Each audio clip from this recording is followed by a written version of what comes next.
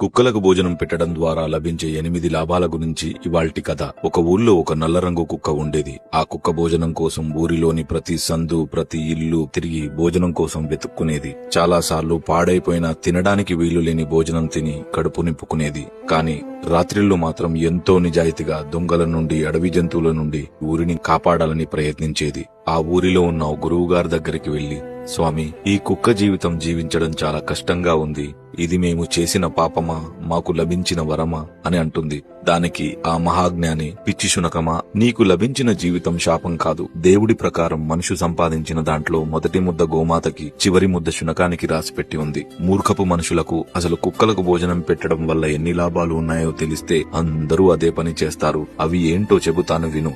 మొదటిది, కుక్క తనకు భోజనం పెట్టిన వారిని దైవంగా భావిస్తుంది కాబట్టి మనిషి వడ్డించింది ప్రసాదంగా తిని తృప్తిగా దీవిస్తుంది. రెండవది, శునకం కాలభైరవుని రూపం కాబట్టి శునకాన్ని ప్రసన్నం చేసుకునే వారికి శని ప్రభావం తక్కువగా ఉంటుంది. 3, కుక్కకు పెట్టిన ఒక్క ముద్ద వల్ల మనుషులు ఇంటికి, పంటకి, పిల్లలకి అన్నిటికీ కాపలా కాస్తూ నమ్మకంగా ఉంటుంది.